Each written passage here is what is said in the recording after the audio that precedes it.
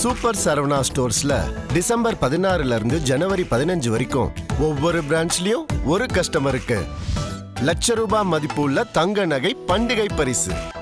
சொந்த வீடு வாங்க ஸ்டெப் ஸ்டோனுக்கு வாங்க. Step stone. ஆனால் நீங்கள் ஒரு ஃபேஸ்புக்கில் ஒரு பதிவு ஒன்று போட்டிருந்தீங்க. என்னென்னா பார்க்கவே நல்லா இருந்துச்சு. 2025ஆம் ஆண்டில் வந்து விசிக தலைவர் திருமாவளவன் அவர்கள் கலந்து கொண்ட நிகழ்ச்சி எவ்வளோன்னு போட்டிருந்தீங்க. 1032. இதெல்லாம் கணக்கு எப்படி எடுத்தீங்க? இன்னொரு பக்கம் வந்து இவர் திமுக கூஜா தூக்கிக்கிட்டு இருக்காருன்னு பல பேர் கிண்டல் அடிச்சுக்கிட்டு இருக்காங்க. நீங்கள் என்னன்னா இந்த மாதிரி தரவுகள்லாம் போட்டுக்கிட்டு இருக்கீங்க? இந்த உலகத்தில் அரும்பெரும் தலைவர்கள் பல பேர் இருக்கிறாங்க. ஆனால் எங்கள் தலைவர் தன்னுடைய ரோல் மாடலாக, தன்னுடைய ஒரு உந்து சக்தியாக அவர் யாரை சொல்லுவார்னா, தந்தை பெரியாரை சொல்லுவார், புரட்சியாளர் அம்பேத்கர் சொல்லுவார், மார்க்ஸை சொல்லுவார். இரவும் பகலும் உழைப்பது யாருக்காகனா, இந்த ஒடுக்கப்பட்ட மக்களுக்காக, ஏழைகளுக்காக, இன்னும் தமிழ் மக்களுக்காக உழைக்கிறது. அதான் எனக்கு ஒரு ஆசை வந்து, எப்படி வந்து தந்தை பெரியாருக்கு மட்டும்தான் ரெக்கார்டு இருக்குது, உலகத்தில் எந்த தலைவனுக்குமே ரெக்கார்ட் பண்ணலை. ஒரு உழைப்புக்கு வந்து திமுக கூட்டணியில் அங்கீகாரம் கிடைக்குமான்றது தானே கேள்வியாக இருக்குது. இரட்டை இலக்கில் சீட்டே கிடைக்காதுன்றாங்கல்ல. அதை விடுங்க. நாங்கள் வந்து உழைப்பது வந்து வெறும் தேர்தலுக்காக மட்டுமல்ல, நாங்கள் உழைப்பது மக்களுக்காக. அடுத்த தேர்தலை பற்றி சிந்திப்பவன் அரசியல்வாதி, அடுத்த தலைமுறையை பற்றி சிந்திப்பவன் போராளி. எங்கள் தலைவர் போராளி தலைவர். நீங்கள் இப்படி சொல்லிட்டு இருக்கீங்க. இன்னொருத்தர் வந்து செங்கோட்டையன் அவர்கள் என்ன சொல்கிறாருன்னா, தாவேக கூட்டணிக்கு விசிகா வருதோ இல்லையோ, ஆனால் அவங்க தொண்டர்லாம் எங்கள் பக்கம் தான் வந்துகிட்டு இருக்காங்கன்ற மாதிரி அவரு ஒன்று சொல்லிட்டு இருக்காரு. செங்கோட்டையன் நடந்து வீட்டை விட்டு வெளியில் போனால் அவரோட வர்றதுக்கு 10 பேர் கூட இல்லை. சரிங்களா? செங்கோட்டையன் வந்து ஆரம்பத்திலிருந்தே ஒரு மாதிரியான ஆளு தான். அதனால தான் அவர் வந்து அவர் கட்சியிலேருந்து விரட்டி விட்டாங்க. இன்னும் எந்த கட்சியில் போயிருக்கிறாருன்னு உங்களுக்கு தெரியும், விஜய் கட்சி. ரைட்டா? அவருடைய வரலாறுலாம் உங்களுக்கு தெரிய வாய்ப்பு நான் சொல்கிறேன். அந்த வரலாறு சொல்லி செங்கோட்டையன் தேவையில்லாமல் இங்கே நோண்டுறனால இப்போ உன் விஷயத்தை நோண்ட வேண்டியதாக இருக்குது. நடிகை பானு பிரியான்னு ஒரு அம்மா இருந்துச்சுங்களே, இருந்தாங்க. அந்த அம்மாட்ட போய் சொல்லுங்க இந்த ஆள் செஞ்ச சேட்டையெல்லாம் என்னன்னு. திருமாவளவன் அவர்களும் தொடர்ந்து ஒன்று சொல்லிக்கிட்டே இருக்காரு, அடங்கமறு அத்துமீறுன்னு சொல்கிறாரு. இதுதான் வந்து பசங்களை கெடுக்குது அப்படின்ற மாதிரி விமர்சனங்கள்லாம் எழுதுருக்கு. அடங்க மறு அத்து மீறு. அடங்க மறுனா உன்னை அடக்குன்னா நீ அடங்க மீறத்தானே செய்யணும். உன்னை ஒரு சம்பந்தம் இல்லாமல் அடக்குனா நீ அடங்குனான்னு படுத்து தூங்குவியா? அப்புறம் ஒரு எல்லையை போட்டதுக்குள்ளே வராதரா அப்படின்னு உன்னை தடுத்தா, இதுதான் சேரிடா, இதெல்லாம் ஊரில் தடுத்தா அத்து மீறு. திமிரு எழுனா என்ன? உன்னை போட்டு அப்படின்னு நசுக்கிறாங்க, அப்போ திமிரு எழுதுன்னு அடிக்கிறாங்க உன்னை 10 பேர் 100 பேர் சேர்ந்து. அப்போ திருப்பி அடிக்கணுமா, அடிக்காமல் அவங்களுக்கு வந்து கை கொடுத்துக்கிட்டு இருக்கணுமா?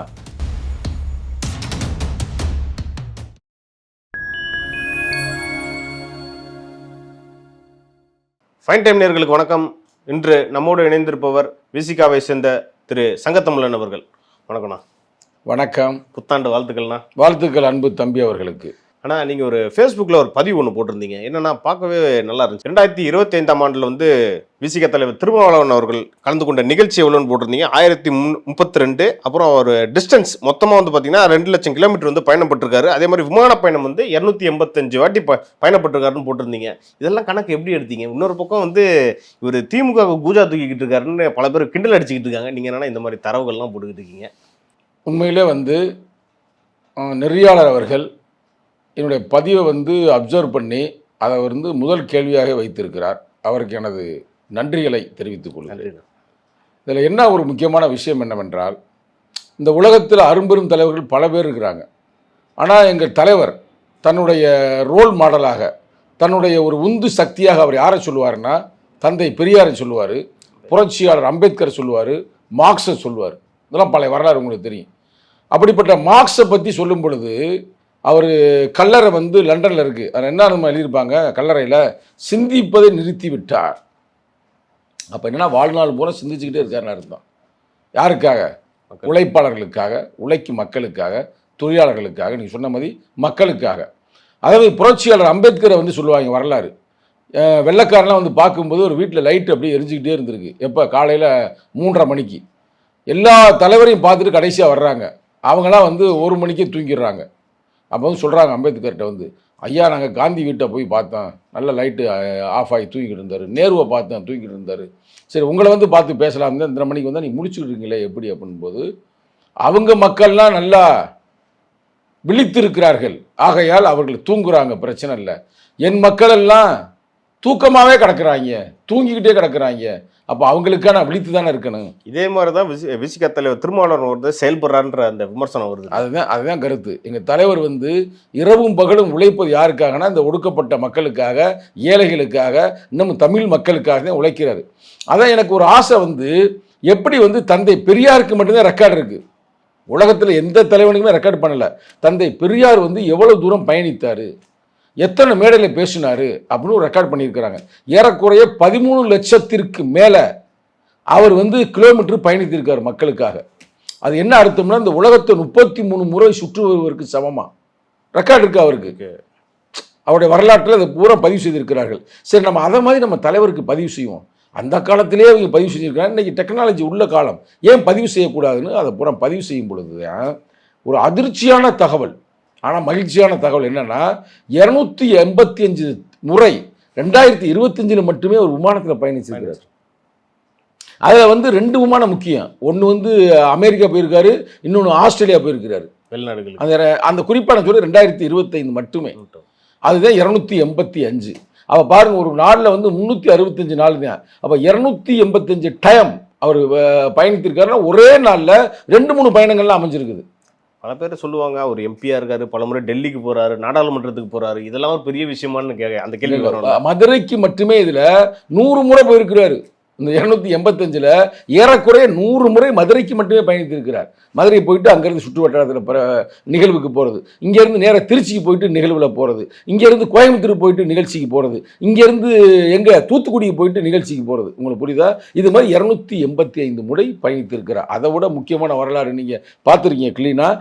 கடந்த தூரங்கள் என்ன என்றால் 2,800 கிலோமீட்டர்ஸ் போயிருக்கிறாரு. நிகழ்வுகள் என்னன்னு பார்த்தீங்கன்னா 1032 நிகழ்வுகளில் கலந்திருக்கிறார். இதை இப்போ நீங்கள் வந்து இப்போ அவர் கடந்த 30 ஆண்டுகளாக இருக்கிற அரசியலை இதை நீங்கள் இப்போ பெருக்கி பார்த்தீங்கன்னு வச்சுங்களேன், தந்தை பெரியாரெல்லாம் மிஞ்சுறாரு. அவர் 33 முறை தான் சுற்றினார். இவருக்கு இப்போ பார்த்தோம்னா இவர் ஏறக்குறைய 100 முறை சுற்றி விழுகிறார்.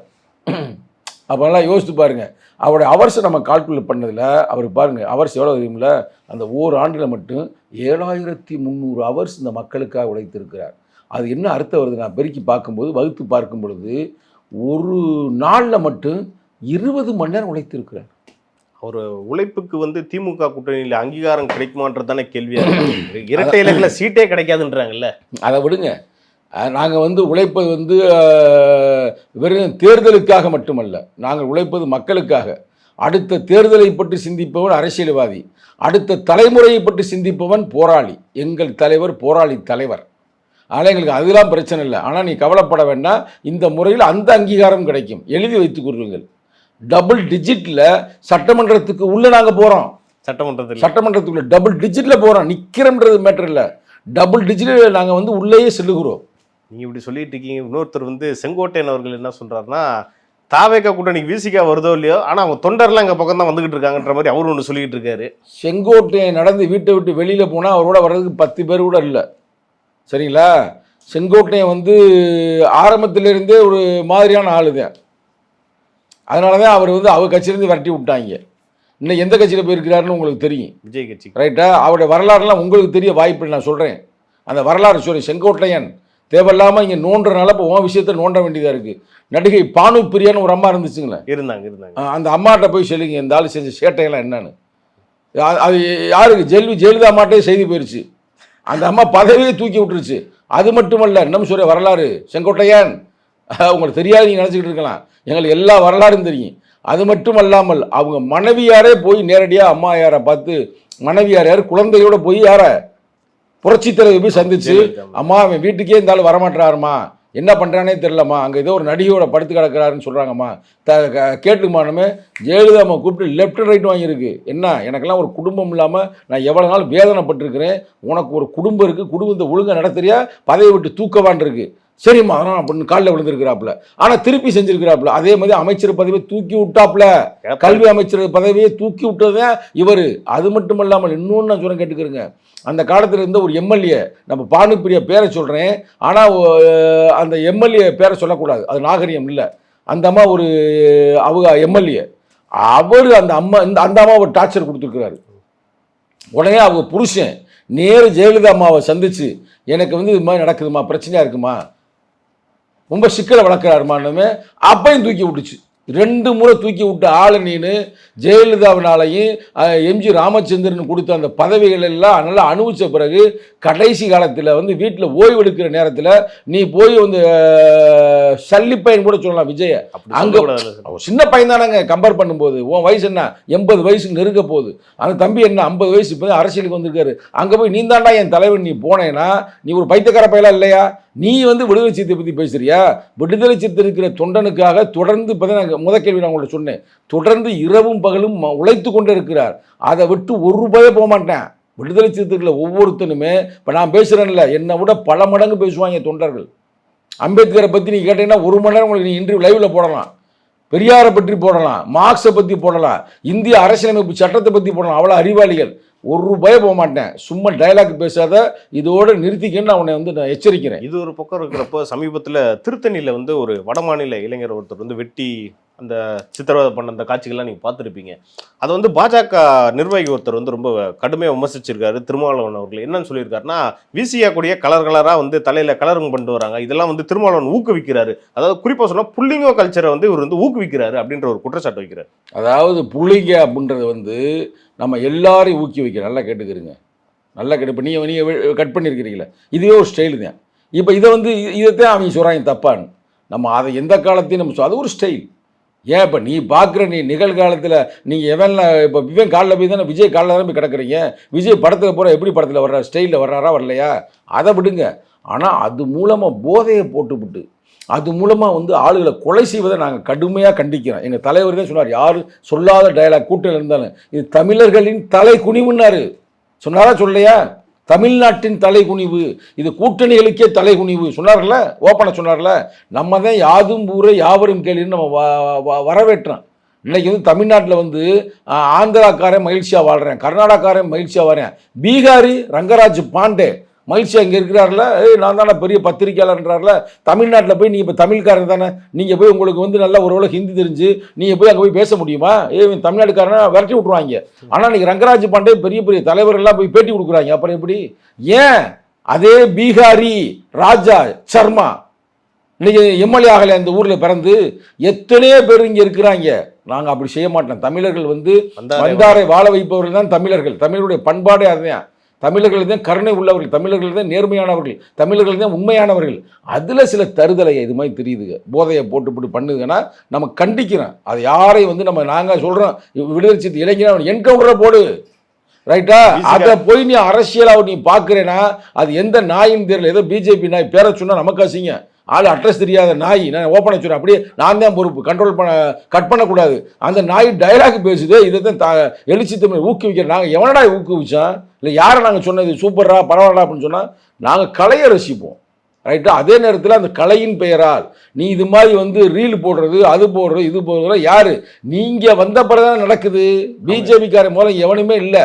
அது வரைக்கும் தமிழ்நாடு மகிழ்ச்சியாக தான் இருந்துச்சு. என்னைக்கு இவங்க வந்து இறங்கி தொலைஞ்சாங்க இந்த ஊரில், அங்கங்கே பிரச்சனை வந்துட்டு தான் இருக்குது. அவங்க என்ன சொல்றாங்கன்னா, விசிகா சார்பில் இந்த போதை ஒழிப்பு மாநாடுலாம் நடத்தினாங்க, ஆனா இப்ப மட்டும் ரொம்ப அமைதியாவே இருக்காரு, எங்க கூட்டணியில இருக்கிறனால கூட்டணி தர்மமா அப்படின்ற மாதிரி சொல்றாங்க. உனக்கு தைரியம் இருந்தா, அவன் பேர் என்ன, யாரு அவன் பேர்? ஒரு பைத்தியக்கார பையன். எங்களுக்கு தெரியுங்க அந்த பைத்தியம் எந்த ஒரு பைத்தியம் என்னன்னு தெரியும். அதாவது உனக்கு உண்மையிலேயே நீ இந்த மக்களை நேசிப்பது உண்மை என்றால், நீ இந்த நாட்டை நேசிக்கிறீல, இறை வழிபாடு நம்பிக்கை உனக்கு இருக்குல்ல, தேசிய லெவலில் அறிவி, தேசிய லெவலில் மது விலக்கை அறிவி. மகாத்மா காந்தி சொன்னார், அந்த காலத்தில் சொன்னார். ஏன் உன் சவார்கர் கூட சொல்லியிருக்கிறாரு. என்ன சொல்லியிருக்கிறாரு? அதாவது நம்ம இந்தியாவில் வந்து பூரண மது விலக்கு வேண்டும்னாரு. ஏன் பாராளுமன்றத்தை கூட்டி ஒரே சட்டம் தான். இந்தியாவில் எங்கேயுமே அரசாங்கம் விற்கக்கூடாது, ப்ரைவேட்டாக வச்சுக்க பிரச்சனை. அரசாங்கம் மதுவை விற்பனை செய்யக்கூடாது. போட தைரியம் இருக்கா? பைத்தியக்கார பயலுக்கு அவங்க உத்தரப்பிரதேசில் வந்து வளர்த்து விட்ருக்குறாங்க. உத்தரப்பிரதேசில் இன்னமும் சொல்ல போனால் அதானி அம்பானி போர்ட்டில் இருந்து தான் ஃபுல்லாக போதை வஸ்துக்கள் இந்தியாவுக்கு நுழைகிறது என்று அவையில் அரசாங்கமே ரிப்போர்ட் கொடுக்குது, சரிங்களா? ஆனால் அதை பேசுகிறவங்களுக்கு எந்த தகுதியும் இல்லை. ஆனால் நீ சொன்னதுக்காக நான் பதிவு சொல்ல நினைக்காத, நீ ஒரு ஆளே இல்லை எங்களுக்கு. ஆனால் தமிழ்நாட்டில் போதை இல்லாத ஒரு நாடு வேண்டும். இன்னும் சொல்ல போனால் நீங்களாம் பெரிய போதைக்காரனே எங்களுக்கு தெரியும். இன்னைக்கு இந்த அரசியலே வந்து நெய்தர் சுமோக்கி நாட் ட்ரிங்கில் இருக்கிற ஒரே தலைவர் எழுச்சி தமிழர். உங்களுக்கு தெரியுமா வரலாறு? மேதகு பிரபாகரனுக்கு அடுத்தபடியாக, புரட்சி அம்பேத்கருக்கு அடுத்தபடியாக போதை வஸ்துக்கள் இல்லாத neither smoking not drinking is lead the celibacy life. யாருன்னா எழுச்சி தமிழர், தெரியுமா உங்களுக்கு? அதனால வந்து அந்த நாயை பற்றிலாம் என்ன கேட்காதீங்க, நல்ல மனிதர்களை பற்றி கேளுங்க, பதில் சொல்கிறேன். அடுத்தபடியா பிரபாகரன் அவர்களோட பேரை சொன்னதுனால இந்த கேள்வி. திரு வைகோ அவர்கள் வந்து நடைபயணத்தை ஆரம்பிச்சிருக்காரு. பிரபாகரன் அவரோட புகைப்படத்தை பயன்படுத்தினாலே வந்து காங்கிரஸ் வந்து புறக்கணிச்சிருக்காங்க. கொள்கை ரீதியா இங்கே முரண்பாடு இருக்கும் போது ஏன் வந்து இன்னமும் கூட்டணியில இருக்கீங்கன்ற மாதிரி அந்த கேள்வி வருது. இல்லை, அதை வந்து எப்படின்னா, மேதகு பிரபாகரன் வந்து ஒரு மாபெரும் போராளி, மக்கள் போராளி. அந்த மக்கள் போராளியை இன்னும் புரிஞ்சுக்கிறல. நான் வந்து பல பேட்டியில் சொல்லியிருக்கிறேன், பல முறை சொல்லியிருக்கிறேன். ஏன் தமிழா பாண்டியன் கூட அவர் சொல்லியிருக்கிறார் அவர் பேட்டியிலையும். நான் உங்களுக்கு அந்த புரிதலுக்காக சொல்கிறேன். மேதகு பிரபாகரனை வந்து கொலை குற்றவாளி அப்படின்ற மாதிரி ராஜீவ்காந்தி சொல்கிறாங்க. அவருக்கு அதுக்கு சம்பந்தமே இல்லை. ஆக்சுவலாக அது உண்மையிலேயே செஞ்சது யாருன்னா சங்கி பயலுக. அந்த காலகட்டத்திலேருந்து சங்கி பயலுக. அந்த விசாரணையெல்லாம் முழுமையாகவே முடியலை. இந்த நேரத்தில் அவரை குற்றவாளின்னு போட்டு ஒரு இனத்தையே அழித்து விட்டார்கள். இத்தனை நாளா வந்து பிரபாகரன் அவர்கள் இந்த கொலைக்கு சம்பந்தமே இல்லையா? சம்பந்தமே இல்லை. அது பல வந்து நிகழ்வு தனியாக ஒரு பேட்டியாக எடுப்போம். அவங்களுக்கு சம்பந்தமே இல்லாத ஒன்று அவங்க மேலே போட்டு அவங்கள வந்து அரசியலிருந்து அப்புறப்படுத்தி அந்த ஈழ மக்களை அழித்து விட்டார்கள். செய்ததுக்கு யாருன்னா அந்த காலத்தில் இருந்த சில சாமிகள் பேர் கொண்ட ஆள்கள்லாம் உங்களுக்கு தெரியும். 2 சாமிகள், ஒரு சாமி இல்லை 2 சாமி. ஒரு சாமி உயிரோடு இருக்குது, இன்னொரு சாமி உயிரோடு இல்லை. அந்த சாமிகள் மூலமாகத்தான் அந்த காலத்தில் இருந்த RSS கும்பல், நல்லா கேட்டுக்குங்க, அவங்க தான் அதில் இன்வால்மெண்ட் இருக்குது அப்படின்னு எல்லாருக்குமே பொதுவாக தெரியும். ஆனால் பழியை போய் அங்கே சுமத்திட்டாங்க. இதை வந்து காங்கிரஸ் புரிஞ்சுக்கிறணும். இதை புரிஞ்சுக்கிறாம காங்கிரஸ் செய்வது அவ்வளோ ஒரு நல்ல செயல் அல்ல. ஏன்னா அந்த குற்றவாளிகளை வந்து சொல்கிறாங்க. அப்படி இருந்திருந்தாலும் கூட நான் மன்னிக்கிறேன்னு யார் சோனியா அம்மாவை சொல்லிச்சா சொல்லலையா? பிரியங்கா சொல்லிச்சா சொல்லலையா? ஏன் ராகுல் காந்தியே சொன்னாரா சொல்லலையா? சொன்னார்லங்க. அப்போ வந்து ஏன் இங்கே வந்து சொன்னார், ராஜீவ்காந்தியுடைய அந்த இடத்து நினைவு இடத்துல வந்து சொன்னார்ல, ஸ்ரீபெரும்புத்தூர் அது இடம், அங்கேயும் சொன்னார்ல. அதனால் இந்த வராத பற்றி ஒன்றும் அவங்களுக்கு கவலை இல்லை. அதுக்காக வரலன்னுக்கு அவர் நடைப்பயணம் எல்லாமே போனார். எங்கள் தலைவர் போய் கலந்து கொண்டார், தமிழக முதல்வர் கலந்து கொண்டார். அது வேறு பிரச்சனை. அது வந்து இன்னும் புரிதல் அவர்களுக்கு வேணும். வருங்காலங்கள் நிச்சயமாக அந்த புரிதல் உருவாகும். இதுக்கு முன்னாடி நம்ம ஒன்று பேசணும், அந்த புள்ளிங்கோ கல்ச்சர்ன்ற பேசணும், அப்பயே கேட்கணும்னு நினச்சேன். திருமாவளவன் அவர்களும் தொடர்ந்து ஒன்று சொல்லிக்கிட்டே இருக்காரு, அடங்கமறு அத்துமீறுன்னு சொல்கிறாரு. இதுதான் வந்து பசங்களை கெடுக்குது அப்படின்ற மாதிரி விமர்சனங்கள்லாம் எழுந்திருக்கு. அடங்க மறு அத்துமீறு. அடங்க மறுனா உன்னை அடக்குனா நீ அடங்க மீறத்தானே செய்யணும். உன்னை ஒரு சம்பந்தம் இல்லாமல் அடக்குனா நீ அடங்குனான்னு படுத்து தூங்குவியா? அப்புறம் ஒரு எல்லையை போட்டதுக்குள்ளே வராதரா அப்படின்னு உன்னை தடுத்தா, இதுதான் சேரிடா இதெல்லாம் ஊர்னு தடுத்தா அத்துமீறு. திமிரு எழுனா என்ன? உன்னை போட்டு அப்படின்னு நசுக்கிறாங்க. அப்போ திமிரு தான் எழுதுன்னு அடிக்கிறாங்க உன்னை 10 பேர் 100 பேர் சேர்ந்து. அப்போ திருப்பி அடிக்கணுமா? அடிக்காமல் அவங்களுக்கு வந்து கை கொடுத்துக்கிட்டு இருக்கணுமா? இப்போ ஒரு குருவி இருக்குது, குருவியோட நல்லா உங்களுக்கு புரிகிற மாதிரி சொல்கிறேன். ஒரு கோழி இருக்குது, கோழிக்கு ஒரு குஞ்சுகள் நிறையா இருக்குது. அப்போ வந்து கொஞ்சம் பாதுகாப்பாக இருக்கும், பார்த்துருக்கீங்களா? அப்போ மேலேருந்து வந்து பருந்து வந்து அப்படி தூக்குது. தூக்கும்போது நீங்கள் கோழியை பார்த்துருக்கீங்களா? கோழி போய் அப்படியே பறந்து போய் அடிச்சு அவ்வளோ பெரிய பருந்தையே தாக்கி விட்டு குழந்தைகளை அந்த கோழி குஞ்சுகளை காப்பாற்றும். அப்போ இதுக்கு பேர் என்ன? ஒரு பாதுகாப்புக்காக தான் அடிச்சிச்சு. இது போய் ஒன்றும் பருந்து அடிக்கலை, குஞ்சை தூக்க வந்துச்சு, அதுக்காக அடிச்சிச்சு. அப்போ இதுக்கு பேர் திருப்பி அடி. திருப்பி அடி என்பது இந்த உலகத்துக்கு வழங்கப்பட்ட சித்தாந்தம். தமிழர்களுக்கு மட்டுமல்ல, இல்லை தலித்துகளுக்கு மட்டுமல்ல. எங்கெல்லாம் அடக்குமுறை வருதோ அங்கெல்லாம் கிளர்ந்து எழு. சதாம் ஹுசேன் ஒரு காலத்தில் வந்து அடக்குனாங்க. ஊரில் பூரா அட்டாம் பாம்பு இருக்குன்னாங்க, கண்டுபிடிச்சாங்களா? யுனைடெட் நேஷனில் வந்துலாம் அப்படின்னாங்க. அமெரிக்கா அப்படின்னுச்சு, கடைசியாக போட்டு காலி பண்ணி விட்டாங்க. இல்லை அங்கே கண்டுபிடிச்சது ரெக்கார்டு கொடுத்தாங்களா? கொடுக்கல. அப்போ அதெல்லாம் வந்து நம்ம வந்து திமிர் எழணும். இன்னமும் சொல்லப்போனால் உங்களுக்கு சொல்கிறேன், இந்த நேரத்தில் எங்கள் தலைவர் சொன்னதே அடங்க மறு அத்துமீறு ஆயுதமேந்து திமிரி எழு திருப்பி அடின்னு சொன்னதுதான். சரிங்களா? அந்த ஆயுதம் ஏந்துன்னா நீ வச்சு துப்பாக்கி எடுக்க சொல்லலை, அவர் அருவாவை எடுக்க சொல்ல, அறிவாயுதம். அதனால் அறிவாயுதம் மூலமாக தான் நாங்கள் திருப்பி அடிச்சுக்கிட்டு இருக்கோம். இனிமே வந்து இது மாதிரி ஏட்டி பூட்டியாக பண்ணால் நாங்கள் திருப்பி அடிப்போம். எப்படி? அறிவுபூர்வமாக, கருத்து ரீதியாக தேடி தேடி பிடிச்சி உடனே அடிப்போம்.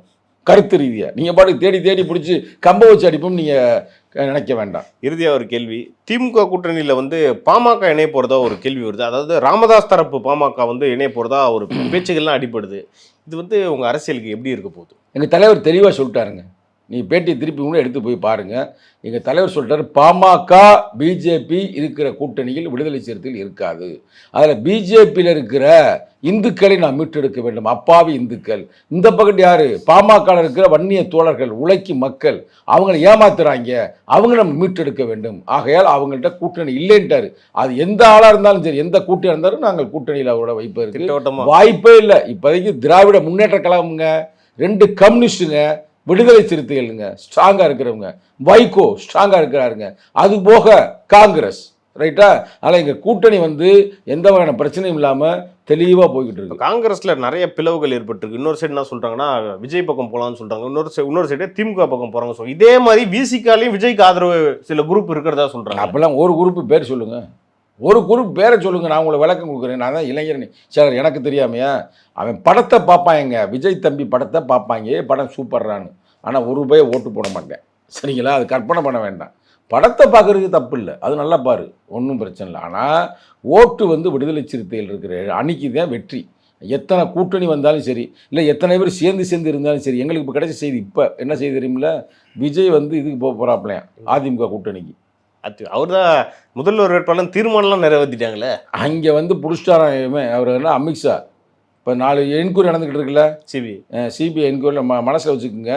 நீங்கள் போட்டாலும் சரி போடாமல் இருந்தாலும் பிரச்சனை இல்லை. அங்கே என்ன பண்ணிட்டாங்கன்னா இவருடைய டிரைவரை தூக்கிட்டாங்களாம். யார் டிரைவரை? விஜய் டிரைவரை தூக்குலாம். அவன் எல்லாம் அப்ரூவ் ஆகிட்டானான். என்ன நடந்துச்சு, ஏது நடந்துச்சு, உள்ளேயே வந்து அந்த டீமே இருந்துச்சான், அந்த பட டீமே உள்ளே இருந்தான். என்ன சொல்கிற 100 உண்மைங்க. இதை புள்ள அவங்க வேணுக்குன்னு நெருக்கடி உருவாக்கி, அவங்க சாவாயின்னு நினைக்கலையா, நெருக்கடி உருவாக்கி அந்த கூட்டத்தை காட்டணும் இந்த படத்தில் அப்படின்ற மாதிரி பிளான் பண்ணியிருக்காங்க. செத்து போனாங்க. ரைட்டாக அதை பூரா அவங்க ரெக்கார்ட் பண்ணிட்டாங்களாம். அவங்க கூட்டணி வராட்டினா நேரடியாக வந்து விஜயை தூக்கி திவார் சிறைச்சாலையில் போட்டுருவாங்க. என்ன சொல்றாங்கன்னா இந்த படத்தை அங்கே வந்து ஜனநாயக படம் ஷூட்டிங் தான் எடுத்தாங்க அப்படின்னு சொல்றவங்க எல்லாம் அப்பட்டமாக பொய் சொல்றாங்க அப்படின்ற மாதிரி தாவேகாவினர் ஏற்கனவே சொல்லிட்டு அதெல்லாம் சொல்லுவாங்க. ஆனால் இதை நான் சொல்கிறேன் 100 உண்மை. நீ எழுதி வச்சுங்க, இவங்க கூட்டணியில் போய் சேர போகிறாங்க கண்டிப்பாக. அதான் இப்போ கிடைத்த செய்தி. நடப்பு அரசியல் பற்றி இன்னைக்கு நம்ம நிறைய பேசணும். இது குறித்து அடுத்தடுத்த நிகழ்ச்சிகள் இன்னும் நம்ம டீட்டெயிலாக பேசலாம். நன்றி. நன்றி, வணக்கம்.